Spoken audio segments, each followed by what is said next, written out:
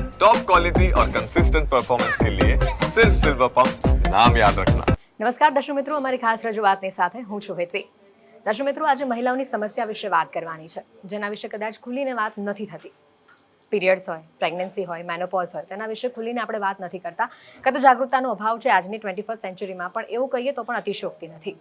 તો આ જ મુદ્દે આજે વિસ્તારથી ચર્ચા કરવાની છે. ઘણી બધી પ્રોબ્લેમ્સ આજની જનરેશનની લેડીઝ ફેસ કરી રહી છે, પણ બોલી નથી શકતી, અથવા તો રેગ્યુલરલી ગાયનેક પાસે જઈને તમારે ચેકઅપ કરાવવું જોઈએ એ નથી કરી રહી. તો આ જ બધી બાબતો પર ચર્ચા કરીશું. મારી સાથે સ્ટુડિયોમાં ઉપસ્થિત છે ડૉક્ટર મિતાલી વસાવડાજી. મિતાલીજી, આપનું ખૂબ ખૂબ સ્વાગત છે. મિતાલીજી, જેમ કીધું કે આજે આટલા બધા આપણે આગળ આવી ગયા છતાં પણ રૂટીન જે ગાયનેક પાસે જઈને ચેકઅપ કરવાનું છે, કે પછી પીરિયડ્સની વાત પણ આપણે ખુલીને નથી કરતા, કે પછી આજે પીરિયડ્સ આવ્યા છે, પેડ ભૂલી ગઈ છું, કે પછી કાંઈક નેપકિનની જરૂર છે તો પણ આપણે માંગતા નથી, શરમાઈએ છીએ. આજની તારીખમાં પણ આટલી બધી આમ સંકોચાઈને મહિલા કેમ જીવે છે? ખૂબ જ સાચી વાત છે, પણ આમાં આપણે જો એ ગણીએ કે મહિલાઓને લઈને ટેબુઝ, કાં તો જે વસ્તુની મહિલાઓને લગતી જે વસ્તુઓની વાત આપણે ખુલીને નથી કરી શકતા, તો એમાં મહિલાનું શરીરમાં બધા જ અંગો એમાં સમાવેશ એનો થઈ જાય. મહિલાઓની કોઈ પણ તકલીફો હોય તો એ હંમેશા વર્ષોથી એ એક ટેબુ બનીને જ રહી ગઈ છે. એ પ્રેગ્નન્સી રહી હોય તો બી, ના રહી હોય તો બી, જે સાધારણ વસ્તુ છે, જે પીરિયડ, જે દરેક મહિલાને આવે છે, તો પીરિયડ્સને લઈને પણ, મહિલાઓની સેક્સ્યુઆલિટીને લઈને પણ, મહિલાઓને થતા બીજા વસ્તુઓ જેમ કે મેનોપોઝ, જે પણ એક ફિઝિયોલોજિકલ પ્રોસેસ છે, એમાં પણ ઘણા બધા ટેબુઝ જોડાયેલા છે. એટલે કશે ને કશે એક સમાજ તરીકે આપણી જે માનસિકતા થઈ ગઈ છે, એમાં મહિલાઓને લગતી કોઈ પણ વસ્તુ હોય તો એની સાથે તરત એક ટેબુ શબ્દ જોડાઈ જતો હોય છે. એટલે કશે ને કશે સમાજ તરીકે આપણે જાગૃત થવાની જરૂરત છે. આપણે સમજવાની જરૂરત છે કે મહિલા અને પુરુષ બંને બોડી વાઇઝ ડિફરન્ટ છે, પણ અલ્ટિમેટલી એ બધા જ માણસો છે. દરેકને એમના શારીરિક બંધારણ પ્રમાણેના એમના જે પ્રોસેસીસ હોય, જે ફિઝિયોલોજિકલ છે, એ દરેકને થાય છે. અને એ નજરે આપણે જ્યારે આ જોવા માંડીશું તો આ કદાચ જે શરમ અનુભવીએ છીએ અને જે આપણે સંકોચાઈએ છીએ, એ કશે ને કશે અન્ડરસ્ટેન્ડિંગમાં બદલાઈ જશે. બિલકુલ. હવે પહેલો જ સવાલ આપણે પીરિયડ્સથી કરીએ તો ઘણીવાર મમ્મીઓને એક કન્સર્ન હોય છે કે બહુ નાની એજમાં મારી દીકરી પીરિયડ્સમાં થતી થઈ ગઈ, કે હું તો આ એજમાં નહોતી થતી, અથવા તો બહુ લેટ થાય છે, અથવા એમ પણ કહીએ કે બહુ જ વધારે પડતા પીરિયડ્સના ફ્લો રહે છે, અથવા તો નથી રહેતા, 1 or 2 ડેઝમાં તો મેક્સિમમ એની સાયકલ કમ્પ્લીટ થઈ જાય છે. તો આ કોઈક ગંભીર બીમારીના લક્ષણ આપે છે કે તમારી લાઇફસ્ટાઇલ તમારે મોડિફાય કરવાની, ઇમ્પ્રૂવ કરવાની જરૂર છે, એના સંકેતો આપે છે? શું છે? રાઈટ. હવે આ અબનોર્મલ છે કે નહીં એ સમજતા પહેલાં આપણે એ સમજવાનું છે કે આમાં નોર્મલ શું છે. આપણે બધા જાણીએ છીએ કે બધા માણસોને 2 આંખ હોય, 1 નાક હોય, 1 માઉથ હોય, તે છતાંય દરેકની અંદર કેટલા બધા ડિફરન્સીસ છે. સેમ વેમાં દરેક મહિલાને પીરિયડ આવે છે, માસિક આવે છે, એ સેમ છે, પણ કોને ક્યારે આવે છે અને એનું શું રેન્જ ઓફ નોર્મલસી છે એ જાણવું જરૂરી છે. તો બાળકીઓને પીરિયડ ચાલુ થવાનું જે ટાઈમ હોય છે એ નોર્મલી 9 વર્ષ પછી, ઉંમરની 9 વર્ષ પછી ગમે ત્યારે ચાલુ થાય તો એને આપણે નોર્મલ ઓનસેટ ઓફ પીરિયડ્સ, કાં તો મેનાર્કી જેને આપણે કહીએ એ ગણીએ છીએ. 9થી શરૂ થઈને 16 વર્ષ સુધીમાં પણ જો પીરિયડ ચાલુ ના થયા હોય તો ડેફિનેટલી ડૉક્ટરની સલાહ લેવી જરૂરી છે. અચ્છા, આના ઉપરાંત માસિક શરૂ થાય એના પહેલાં પણ પ્યુબર્ટી, જે એડોલસન્સ છે, પ્યુબર્ટી છે, એનું શરૂઆત થઈ જતી હોય છે. તો સૌથી પહેલાં એમાં પ્રાઇવેટ પાર્ટ્સ પર વાળ આવવા, બગલની અંદર વાળ આવવા, સ્તનનું ડેવલપમેન્ટ ચાલુ થઈ જવું, આ બધા જે ચેન્જીસ છે એ માસિક શરૂ થવાના 1 થી 2 વર્ષ પહેલાંથી ચાલુ થઈ જવા જોઈએ. એટલે આ જે સિક્વન્સ છે એમાં જો કશે પણ ફ્લો દેખાતું હોય, કશે પણ ડીલે, કાં તો બહુ વધારે પડતું વહેલું દેખાતું હોય, તો ડેફિનેટલી એમાં આપણે ઘરગથ્થા ઇલાજ નહીં, પણ જે પણ એના તજજ્ઞ ડૉક્ટર છે, ગાયનેકોલોજિસ્ટ છે, એને બતાવીને એટલીસ્ટ એક સલાહ લઈ લેવી એ ખૂબ જ જરૂરી છે. આપનો બીજો પ્રશ્ન હતો કે કોઈકને 1-2 દિવસમાં જ પીરિયડ પતી જતા હોય છે, બહુ જ લાઇટ આવતા હોય છે, કોઈને ખૂબ જ હેવી આવતા હોય છે.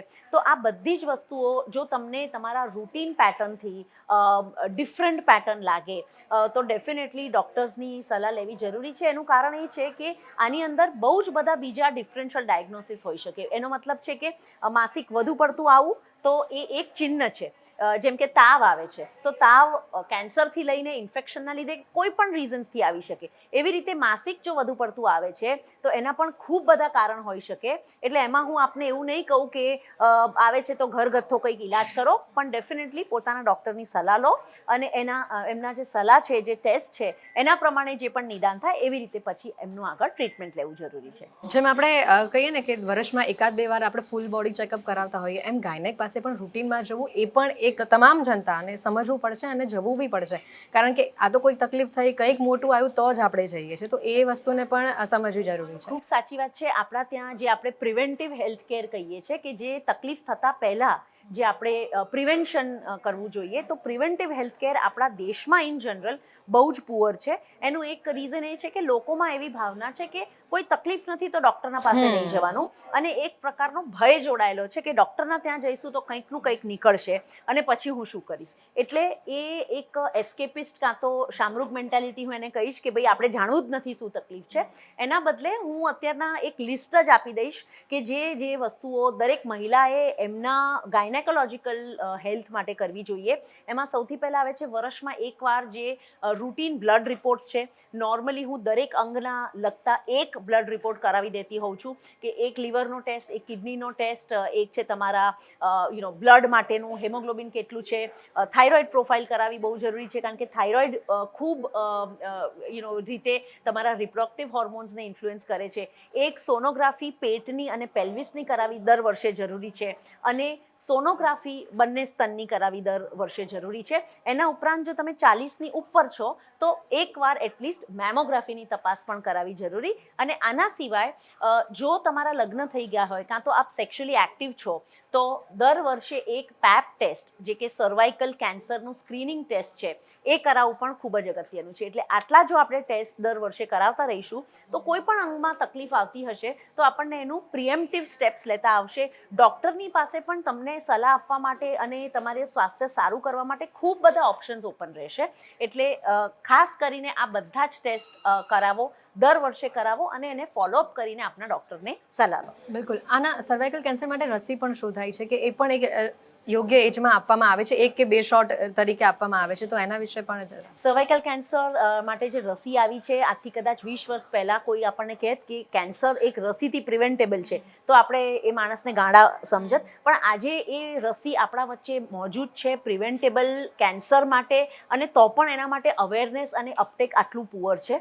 એટલે હું દરેક માતા પિતાને અનુરોધ કરીશ કે જો તમારા બાળક બાળકી 9થી 12 વર્ષની ઉંમરમાં છે તો 100% ડૉક્ટરની સલાહ પ્રમાણે એમને જો કોઈ કોન્ટ્રાઇન્ડિકેશન્સ હોય જોઈ અને એમને એ રસી અપાવી. 16 વર્ષ સુધીની બાળકીઓને પણ આ બહુ જ ઇઝીલી આપી દેવામાં આવે છે. યંગર એજમાં લેવામાં આનો ફાયદો એ છે કે યંગ એજમાં 2 જ ડોઝથી જે ફાયદો છે એ આપણે મેળવી શકીએ છીએ. એક એજ ક્રોસ કર્યા પછી કાં તો સેક્સ્યુઅલ એક્ટિવિટી ચાલુ થયા પછી આના 3 ડોઝ લેવાની જરૂરત પડતી હોય છે, અને અપ ટુ 45 યર્સ સુધી બહુ જ સર્વસાધારણ રીતે દરેક મહિલા આને લઈ શકે છે. એના ઉપર લેવી ના લેવી તમારા ડૉક્ટરની પર્સનલાઇઝ સલાહ પછી તમે લઈ શકો છો, અને એ જો તમે જેટલી વહેલી લેશો તો એનું પ્રોટેક્શન તમને એટલું સારું મળશે. બિલકુલ. હવે વાત કરીએ પ્રેગ્નન્સી રાખવાને લઈને, તો અત્યારે મોટાભાગની વિમેન્સ વર્કિંગ વિમેન છે, એટલે ઘર પણ સંભાળી રહી છે અને બહાર જોબ પણ કરી રહી છે, તો એની સાથે ફેમિલી પ્લાનિંગ કરવું પણ એના માટે એક ટાસ્ક હોય છે. અને કાં તો ભય કહો કે ઓલરેડી હું કોઈક નવી વસ્તુને સંભાળી રહી છું અને બીજું મારે નવું કરવાનું છે, એટલે ભય પણ આવી ગયો છે, સાથે રિસ્પોન્સિબિલિટી અને સાથે અત્યારની જે લાઇફસ્ટાઈલ છે, જે ખર્ચા છે, એમાં બધું બેલેન્સ કરવું એક મહિલા માટે ખૂબ જ ડિફિકલ્ટ છે. અને અત્યારનો કદાચ જમાનો જ એવો છે કે ઘરમાં 2 વ્યક્તિઓ તો 2 કમાવવું જ પડશે તો ઘર ચાલશે, એવી મેન્ટાલિટી પણ છે અને વાસ્તવિકતા પણ છે. તો બધી જ વસ્તુ લેટ થઈ રહી છે. તમે પ્લાનિંગ પણ લેટ કરી રહ્યા છો, તમારી જે સાયકલ જે પ્રમાણે જવી જોઈએ એ પણ લેટ છે. તો એ બધાને બેલેન્સ કરવું હોય તો યોગ્ય એજ પીરિયડ કયો અને એના માટે ધ્યાન પણ શું રાખવું? રાઈટ. તો આપણે જો મહિલાઓની ફક્ત વાત કરીએ તો પીક ફર્ટિલિટી મહિલાઓમાં 22 થી 25 વર્ષની આસપાસ પીક ફર્ટિલિટી હોય છે મોસ્ટ મહિલાઓમાં. એના પછી જો આપણે એમ કહીએ કે ભાઈ લાસ્ટ ટાઈમ કેવું, તો લાસ્ટ ટાઈમ જેવું એમ કંઈ નથી હોતું. દરેક મહિલાની ફર્ટિલિટી એમની રીતે ઓછી થતી હોય છે ને એમની ફર્ટિલિટીની પીક્સ પણ એ રીતે અલગ અલગ વેમાં આવતી હોય છે. પણ જો 30 પછી આપણું પ્લાનિંગ હોય કે ભાઈ હજી ભણવામાં વાર છે, સેટલ થવામાં થવામાં વાર છે અને જો 30 વર્ષની ઉંમરને આપણે ક્રોસ કરી લેવાના હોઈએ તો ડેફિનેટલી પોતાના એગ્સને ફ્રીઝ કરાવી લેવું હવે એ બહુ જ સાધારણ રીતે થાય છે.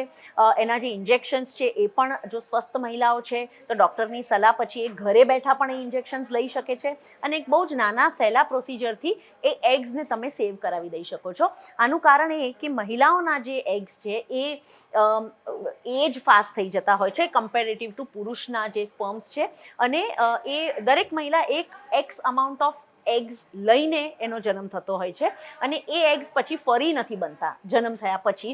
એના ઉપરાંત દરેક મહિલામાં એ એગ્સનું જે ખપત છે એ પણ અલગ અલગ રેટ્સ ઉપર થાય છે. તો કોઈના દર મહિને 5 એગ્સ ડિસ્ટ્રોય થાય ફોર એક્ઝામ્પલ, તો કોઈના 50 એગ્સ ડિસ્ટ્રોય થાય. એટલે દરેક માસિક પછી એનું એગ્સનું રિઝર્વ ઓછું થતું જતું હોય છે.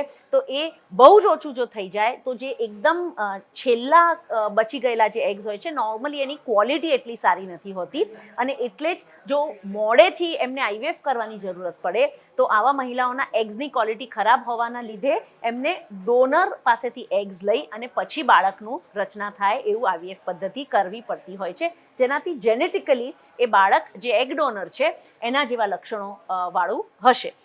ઓફકોર્સ પ્રેગ્નન્સી કે ગર્ભ છે એ મહિલાની અંદર આપણે જે મહિલાનું બેબી છે એ રાખી શકશે, પણ એ જે જેનેટિક્સ છે કે બાયોલોજિકલ છે તો એ બાળકના ગુણ બીજા મહિલા જેવા આવશે. એટલે જ જો પહેલાંથી પ્રિઝર્વ કરેલા એગ્સ હોય તો એ સમયે એ બહુ જ સહેલાઈથી કામ આવી જાય. આના ઉપરાંત જો કપલ છે અને એમને અત્યારના બાળક કરવું નથી પણ કદાચ આગળ જઈને કરવું છે અને એગ્સ નથી ફ્રીઝ કરવા, તો આવા કપલ્સ એમ્બ્રિયોઝને પણ ફ્રીઝ કરાવીને રાખી શકે છે, જેથી કરીને જ્યારે પણ બાળક કરવાની ઈચ્છા થાય કે જ્યારે હવે અમે મેન્ટલી પ્રિપેર્ડ છે, ફાઇનાન્શિયલી પ્રિપેર્ડ છે, તો ત્યારે એ ભ્રૂણને ડાયરેક્ટલી મહિલામાં ટ્રાન્સફર કરાવી અને પ્રેગ્નન્સી બહુ જ સહેલાઈથી આપણે રાખી શકાવીશું. બિલકુલ. આ એગ ફ્રીઝ કરાવવાની તમે જે વાત કરી, હવે એ એગ્સના કાઉન્ટ્સ જાણવા પણ એટલા જ ઇમ્પોર્ટન્ટ છે, તો એના માટેનો પણ એક ટેસ્ટ આવે છે. તો એ કઈ એજની વિમેન્સ કરી શકે અથવા તો કરાવી જ લેવા જોઈએ એના માટે? હવે સૌથી પહેલાં તો જો તમારી પ્રેગ્નન્સી પ્લાન કરતા હોવ અને મેરિડ છો અને બાય ચાન્સ જો બાળક થવામાં મોડું થઈ રહ્યું છે કે રૂટીન નોર્મલ નેચરલ પ્લાનિંગથી બાળક નથી રહી રહ્યું, તો સૌથી પહેલાં એ જાણવાની જરૂરત છે કે શું આ જેન્યુઅનલી ડીલે છે કે પછી આ આપણે જ ખાલી અધીરા થઈ ગયા છે. તો જેન્યુઅન ડીલે કે રિયલ એ જાણવું હોય તો આપણે સૌથી પહેલાં જાણવાનું છે કે ભાઈ જો હસબન્ડ વાઈફ છે, સાથે રહે છે, એમનું રૂટીન સેક્સ્યુઅલ લાઈફ સારી છે, તો એવા કપલ્સને રેગ્યુલર સેક્સ્યુઅલ ઇન્ટરકોર્સથી લગ્નના પહેલા વર્ષમાં 85 to 90% ચાન્સીસ છે કે ગર્ભધારણ થઈ જાય ને પ્રેગ્નન્સી આગળ વધે. આવતા બીજા એક વર્ષને જો એ વેઇટ કરશે તો એ વર્ષમાં બીજા 5% એટલે 95% જે કપલ્સ છે એ 2 વર્ષ લગ્ન પછી જો સાથે રહે છે તો એમને ગર્ભધારણ સાધારણ રીતે થઈ જાય છે. પણ આજકાલ લાઈફ બહુ ફાસ્ટ છે, સ્ટ્રેસર્સ બહુ છે, એટલે જો એ કપલ પ્રેગ્નન્સી પ્લાન કરે છે તો પ્લાનિંગ પહેલાં આપણે નોર્મલી એક પ્રી પ્રેગ્નન્સી પ્લાનિંગનું સેશન કપલ સાથે લેતા હોય છે, જેની અંદર ઘણી બધી ઇન્ફેક્શન્સ, એમના બ્લડ ગ્રુપ્સ એ પણ મેચ કરાવવું જરૂરી છે અને બીજા બધા અમુક સર્વસાધારણ વસ્તુ, એમની ફર્ટિલિટીનું એક બેસિક ઇવેલ્યુએશન, આ બધું જ આપણે પ્રી પ્રેગ્નન્સી પ્લાનિંગ સેશનમાં લેવડાવી લેતા હોય છે. અને એમાં જો કંઈક ઉપર નીચે લાગે તો આપણે એસિસ્ટેડ રિપ્રોડક્શન તરફ એમને પ્રેરિત કરતા હોઈએ છીએ. જો બધું જ નોર્મલ છે તો આપણે એમને બહુ જ સહેલાઈથી વર્ષ કાં તો 2 વર્ષ નેચરલી ટ્રાય કરવા માટે, નેચરલ ઇન્ટરકોર્સથી ટ્રાય કરવા માટે પણ પ્રેરિત કરી શકીએ. એટલે એક ક્લેરિટી આવી જાય જો પ્રી પ્લાનિંગમાં જ એ ડૉક્ટરનો સંપર્ક કરી અને એ સેશન અટેન્ડ કરાવી લે. બિલકુલ. હવે વાત કરી મેનોપોઝ વિશે, તો મેનોપોઝ પણ અત્યારે બહુ જલ્દી આવતા થઈ ગયા છે, બહુ નાની એજમાં આવતા થઈ ગયા છે. જે અમારી મમ્મીઓ તો એવું કહેતી કે 50 વર્ષ પછી મેનોપોઝ આવે, પણ અત્યારે 40માં પણ કદાચ મેનોપોઝ આપણે સાંભળ્યા છે. તો એનું કારણ શું અને એ નોર્મલ છે કે પછી એના માટે પણ કોઈક હોય છે થિયરી? કરેક્ટ. હવે મેનોપોઝ ક્યારે આવશે એ તમારા જેનેટિક્સ પર ઘણું ખરું ડિપેન્ડન્ટ છે. નોર્મલી જેમ આપણે હમણાં વાત કરી કે દરેક લેડી છે એના એગ્સની જે ખપત છે એ અલગ અલગ રેટ ઉપર થાય છે. હવે એ કયો રેટ છે એ બેઝિકલી તમારા જીન્સ ડિસાઇડ કરે છે અને બીજી વસ્તુ તમારા એન્વાયરમેન્ટલ ફેક્ટર્સ જેનાથી તમે સરાઉન્ડેડ છો, એમાં આવી ગયું તમારું ડાયટ કેવો છે, તમારું સ્ટ્રેસ લેવલ્સ કેવું છે, તમારું એક્સરસાઇઝ શેડ્યુલ કેવું છે. આ બધું જ જોઈને જો તમે ઓપ્ટિમમ સ્વાસ્થ્યમાં છો તો પછી ખાલી તમારા જેનેટિક્સ પ્રમાણે તમારું મેનોપોઝ ક્યારે આવશે એ આપણે જાણી શકીએ છીએ. મેનોપોઝ નોર્મલી ઇન્ડિયન સબકોન્ટિનેન્ટ અને એશિયન વિમેન જે આપણે ગણાવીએ એ લોકોમાં 45-46 વર્ષ એ એવરેજ ગણાય છે જ્યારે મેનોપોઝ આવી જાય. જો આપણે ઇન્ટરનેશનલ એવરેજની વાત કરીએ તો જે કોકેશિયન્સ છે કે ફોરેનર્સ આપણે કહીએ છીએ, વેસ્ટર્નર્સ છે, એ લોકોને નોર્મલી 51-52ની આસપાસ એટલે 51-52ની આસપાસ પણ મેનોપોઝ શરૂ થતો હોય છે. જો એ વધારે પડતો અર્લી છે તમારા મધરથી, માસીથી, જે તમારા જેનેટિકલી રિલેટેડ ફિમેલ્સ છે એનાથી જો બહુ જ વહેલો છે તો ડેફિનેટલી એકવાર ડૉક્ટરની સલાહ લઈને પૂછી લેવું કે બીજો કોઈ પ્રોબ્લેમ નથી, બધું નોર્મલ ચાલે છે. એના સિવાય જો બહુ જ વહેલો છે, લાઈક ફોર એક્ઝામ્પલ અમુક ગર્લ્સ એવા પણ મેં જોયા છે જેને 25-26 વર્ષમાં 40-45 વર્ષની ઉંમરની મહિલાઓએ એટલું ઓછું ફર્ટિલિટી લેવલ થઈ ગયું હોય, તો આ ઘણી ખરી વાર એક જેનેટિક પ્રોબ્લેમ હોય છે જેને કહીએ છીએ પ્રીમેચ્યોર ઓવેરિયન ફેલિયર કાં તો પોફ. અને એ પ્રીમેચ્યોર ઓવેરિયન ફેલિયર છે એનું ઘણી ખરી વાર જેનેટિક રીઝન હોય છે અને એ જેનેટિક રીઝન તમને ઘણા કેન્સર્સને પણ પ્રિડિસ્પોઝ કરતું હોય છે. બહુ જ અર્લી મેનોપોઝ આવે તો તમારા બોન હેલ્થને પણ અફેક્ટ કરે છે, બીજા બધા શરીરના અંગોને પણ અફેક્ટ કરે છે. એટલે જો બહુ અર્લી મેનોપોઝની અસર આવી ગઈ છે એવું દેખાતું હોય તો ડેફિનેટલી ડૉક્ટરની સલાહ લઈ અને જે પણ પ્રિવેન્ટિવ સ્ટેપ્સ છે એ લેવું અગત્યનું થઈ જાય છે. લોકોમાં એક મિથ પણ હોય છે કે મેનોપોઝ જેટલું જલ્દી આવે ને એટલું તમારું શરીર ફૂલે, તમે એટલા વધારે જાડા થાવ. તો શું આ વાત સાચી છે કે પછી એ ખાલી આપણું મગજની જ ઉપજ છે? રાઈટ. હવે આપણે એક આદત છે કે આપણે કંઈ પણ ના કરતા હોઈએ હેલ્થ માટે, એટલે યા તો એને સિઝેરિયન થયું છે, પ્રેગ્નન્સી છે, મેનોપોઝ છે, આની ઉપર આપણે એક એને બ્લેમ કરી દેતા હોઈએ છીએ. નો ડાઉટ જ્યારે પણ કોઈ પણ પ્રકારના હોર્મોનના ડિસ્ટર્બન્સીસ કાં તો ફ્લક્ચ્યુએશન્સ શરીરમાં ચાલતા હોય ત્યારે બ્લોટિંગ કાં તો વોટર રિટેન્શન દરેક મહિલાના શરીરમાં થઈ શકે, પણ ચરબી આટલી બધી વધી જાય એ નોર્મલી અનલેસ કોઈ બહુ મોટા હોર્મોનલ ઇમ્બેલેન્સીસ હોય એવું નોર્મલી નથી થતું. અને એટલે જ દરેક મહિલાએ એમના ફિટનેસને પણ ખૂબ જ મહત્ત્વ આપવાની જરૂરત છે. ફિટનેસમાં હમણાં જ આપણે વર્લ્ડ ઓબેસિટી ડે ઉજવ્યો હતો ત્યારે મેં કીધું હતું કે એના 4 સ્તંભ હોય છે. એક છે તમારું ડાયટની ક્વોન્ટિટી અને એની ક્વોલિટી. સેકન્ડ છે તમારું એક્સરસાઇઝ શેડ્યુલ, એમાં કાર્ડિયોવેસ્ક્યુલર અને સ્ટ્રેન્થ ટ્રેનિંગ બંને આવી ગયા. ફોર્થ છે તમારું સ્લીપ અને સ્લીપના આવર્સ, જે રાતના એટલીસ્ટ 8 કલાક હોવા જોઈએ. અને ફોર્થ એનું જે સ્તંભ છે એ છે તમારા સ્ટ્રેસ લેવલ્સ, અને તમે મેન્ટલી કેટલા ફિટ છો અને કેટલું સ્ટ્રેસને તમે મોડ્યુલેટ કરી શકો છો તમારી જીવનમાં. એટલે આ 4 વસ્તુઓનું જો આપણે કન્સિસ્ટન્ટલી ધ્યાન રાખતા હોઈએ તો નોર્મલી મેનોપોઝ આવે કે એડોલસન્સ આવે કે પ્રેગ્નન્સી રિલેટેડ ફ્લક્ચ્યુએશન્સ હોય, તમે શરીર તમારું બહુ જ સારી રીતે એને હેન્ડલ કરી શકશે. બિલકુલ. હવે મેનોપોઝના ટાઈમમાં બધાને અલગ અલગ રીતના મેનોપોઝ આવે છે. ઘણાને બહુ જ લાંબા દિવસ સુધી પીરિયડ્સ થાય છે, ઘણાને 1-2 દિવસમાં, કાં તો એકવાર સાયકલ ચાલુ થઈ પછી 6-8 મહિના સુધી એમને ખબર જ નથી પડતી. તો એ પણ જેનેટિકલી જ ડિપેન્ડન્ટ હોય છે કે પછી તમારા રૂટીન પર, તમારી બોડી સાયકલ ઉપર ડિપેન્ડ? દરેકને અલગ અલગ રીતે મેનોપોઝના લક્ષણો જણાય, પણ સૌથી પહેલાં તો એક ક્લેરિટી આપવા માંગુ છું કે મેનોપોઝ એ આપણે ટેગ કોને લગાવી શકીએ. તો એ મહિલા જેને કોઈ પણ ઉંમરમાં 12 મહિના સતત જો માસિક નથી આવ્યું તો 12 મહિના કમ્પ્લીટ થયા પછી આપણે એવું કહી શકીએ કે આમને મેનોપોઝ આવી ગયો છે. રાઈટ. હવે એ 12 મહિનામાં તમારે ઓફકોર્સ આ ઓર્ગેનિકલી હોવું જોઈએ, એટલે કોઈ દવાઓ લો છો કે કોઈ મિરેના જેવી લૂપ મુકાવી છે, કોઈ હોર્મોનલ ટેબ્લેટ્સ લો છો ને પીરિયડ્સ નથી આવતા તો એ મેનોપોઝ ના ગણાય. પણ જો કશું જ આવું હોર્મોનલ ઇન્ફ્લુઅન્સ વગર જો માસિક નથી આવતું 12 મહિના સુધી, તો એવા મહિલાને આપણે મેનોપોઝ આવી ગયો છે એવું આપણે ટેગ આપી શકીએ. હવે જે પ્રોબ્લેમ્સ આવે છે નોર્મલી એ મેનોપોઝ આવવાના પહેલાંના 5 વર્ષ અને મેનોપોઝ આવી ગયાના 5 વર્ષ, એટલે એ જે 10 વર્ષનું ફ્રેમ છે મેનોપોઝના પહેલાં અને પછી, જેને આપણે પેરીમેનોપોઝ કાં તો મેનોપોઝની આજુબાજુનો સમય કહીએ છીએ, એમાં એક મહિલાને સૌથી વધારે સપોર્ટની જરૂરત હોય છે. કારણ કે એમાં જે હોર્મોનના ફ્લક્ચ્યુએશન્સ છે એના કારણે ઘણા બધા હેલ્થ ઇશ્યુઝ એમને થઈ શકે છે. હવે એમાં એક આપે જે મેન્શન કર્યો કે બ્લીડિંગ બહુ જ વધારે પડતું આવું, પેઇનફુલ બ્લીડિંગ આવું, ગર્ભાશયમાં ગાંઠો થઈ જવી, ઇન્ક્લુડિંગ ગર્ભાશયના લાઇનિંગનું કેન્સર કાં તો ગર્ભાશયના મુખનું કેન્સર, આ બધી કેન્સરોની પણ જે માત્રા છે, જે પ્રમાણ છે એ પેરીમેનોપોઝના ટાઈમમાં વધી જતું હોય છે. મેનોપોઝ આવી ગયા પછી પણ ઘણા બધા કેન્સર્સ છે જેનું રિસ્ક હાઈ લેવલ પર રહેતું હોય છે. એના સિવાય મેનોપોઝ પછી મહિલાઓનું પણ હૃદય રોગ માટે, સ્ટ્રોક માટે જે રિસ્ક પુરુષોથી ઓછું હોય છે એ પણ પુરુષોના સરખું કાં તો એમનાથી થોડું વધારે વધી જતું હોય છે. અને ઓર્ગન પ્રોલેપ્સ, જેનો મતલબ છે કે યોનિ માર્ગથી યુટ્રસ બહાર આવી જવું, ઢીલું પડી જવું નીચેનો યોનિ માર્ગ, યુરિન લીક થવું, કાં તો સ્ટ્રેસ ઇન્કોન્ટિનન્સ, આ બધી વસ્તુઓ પણ જે છે એ પછીથી મેનોપોઝ પછીથી મહિલાઓમાં બહુ કોમનલી જોવામાં આવે છે. બિલકુલ. આની સાથે ઘણા બધા લોકો એવા જોયા છે કે તમે જેમ કીધું ને કે 1 વર્ષનો સમયગાળો હોય ત્યાં એને પીરિયડ્સ ના આવે તો આપણે મેનોપોઝ ડિક્લેર કરી શકીએ, પણ 2-3 મહિના કે 4 કે 6 મહિના લઈ લઈએ ના આવે તો ઘણા લોકો જાતેથી સામે ચાલીને ગર્ભાશયનું ઓપરેશન કરાવી દે છે, કોથળી કઢાવી નાખે છે. તો આ ન કરવું જોઈએ એકચ્યુઅલીમાં, કે તમે તમારા પાર્ટને શરીરના અંદરના ભાગને આ રીતે અલગ ન કરી શકો, પણ એની સમજ નથી કે એ ફેઝમાં જવું એના કરતાં પહેલાં જ અત્યારથી જ પેન ફ્રી થઈ જાય એવી મેન્ટાલિટી છે. તો એના માટે શું કહેશો? હવે અગેન મેનોપોઝથી બચવા કાં તો મેનોપોઝથી આપણે હેરાન છે કે આવી જશે તો હું કોથળી કઢાવી નાખું, આમાં કોઈ લોજિક જ નથી. તમે કોથળી કઢાવી નાખશો તે છતાંય જો તમારા ઓવરીઝ અંદર જ હશે તો મેનોપોઝની જે અસરો શરીર પર થવાની છે એ તો થવાની જ છે. હા, ખાલી માસિક આવતું બંધ થઈ જશે બિકોઝ તમે કોથળી કાઢી નાખી છે, પણ મેનોપોઝની જે હોર્મોનલ ઇફેક્ટ્સ છે એનાથી તો તમે નહીં જ બચી શકો. અચ્છા, તમે ઓવરીઝ કઢાવી પણ નાખશો તો પણ ઓવરીઝ કઢાવી નાખો એટલે તમે તમારી જાતને જે મેનોપોઝની અંદર નોર્મલી ધીરે ધીરે સ્ત્રીના હોર્મોન્સ ઓછા થતા હોય છે, ઇસ્ટ્રોજન ઓછું થતું હોય છે, એ એક સ્લો પ્રોસેસ છે કે જેનાથી શરીરને એડજસ્ટ થવા માટે સમય મળે છે.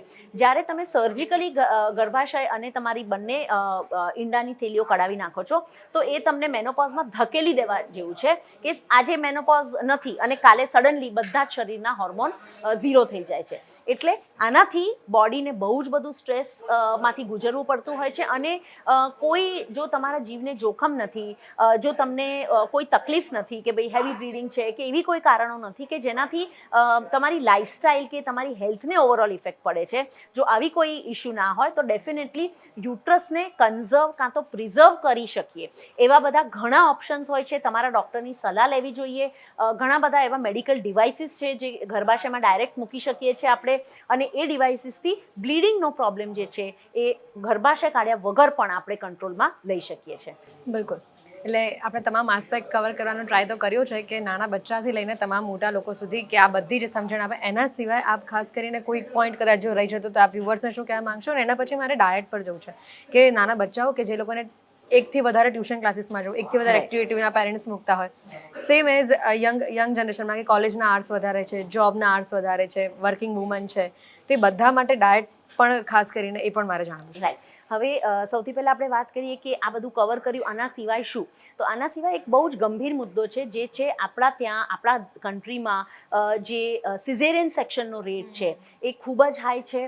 ઘણી બધી ઇન્ટરનેશનલ જર્નલ્સ એટલું જ નહીં પણ આપણા પણ દેશમાં હેલ્થમાં થી જોડાયેલા ઘણા બધા લોકોએ આ મુદ્દો રેઝ કર્યો છે કે આપણા ત્યાં સિઝેરિયન સેક્શન્સનું પ્રમાણ સ્પેશિયલી અર્બન એરિયાઝમાં, ઇવન રૂરલ એરિયાઝમાં ખૂબ હાઈ છે. હવે આ કેમ, તો આની પાછળ કદાચ આપણે 2-4 બીજા એપિસોડ થઈ જશે, એટલે હું ખાલી સંક્ષિપ્તમાં કહીશ કે એક વસ્તુ છે કે મહિલાઓની પોતાના હેલ્થ અને બોડીઝના પાછળની સમજણ થોડી વધારે સારી હોવી જોઈએ. બીજું, ડૉક્ટરો જો તમને એવી કોઈ કાઉન્સેલિંગ આપે કે જે તમારા કોમન સેન્સને અપીલ નથી કરી રહી તો ડેફિનેટલી બહુ જ ડૉક્ટર્સ છે આપણા સિટીમાં, તો આપણે કોઈ બીજા 1, 2, 3 કોઈ ડૉક્ટર્સની સલાહ લઈએ. અને બને ત્યાં સુધી જો કોઈ પ્રોબ્લેમ નથી તો ખોટી સિઝેરિયન્સ કરવાની જે વૃત્તિ બધાની સાઈડથી હોય છે એ વૃત્તિને થોડુંક આપણે ઓછી કરીએ.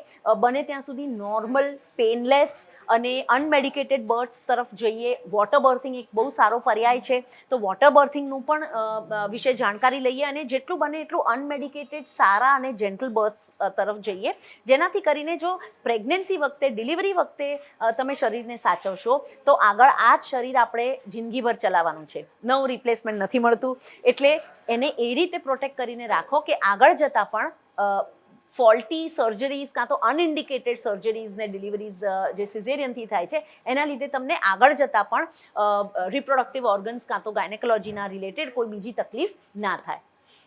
આના સિવાય આપણે કીધું કે ડાયટ આપણે કેવી રીતનો લેવો જોઈએ, તો જે તમે રૂટીન આપણે જે નોર્મલી આહાર લઈએ છીએ, ઘરનો તાજો ગરમ ફ્રેશલી પ્રિપેર્ડ જે આપણે ફૂડ લેતા હતા પહેલાંથી વર્ષોથી, એ રીતે આપણે નોર્મલ આહાર લઈ શકીએ. બને એટલું બહારનું ખાવાનું આપણે અવોઇડ કરવું જોઈએ. અમુક સમયે જેમ કે પ્રેગ્નન્સી છે કે નાના બાળકો છે જે ગ્રોથ ફેઝમાં છે, મેનોપોઝની આસપાસ આવતી મહિલાઓ છે, તો આવા લોકોએ ખાસ એમના ડાયટમાં વિટામિન્સ બધી જ પ્રકારના મળી રહે છે કે નહીં એ ખાસ જોવાની જરૂર છે.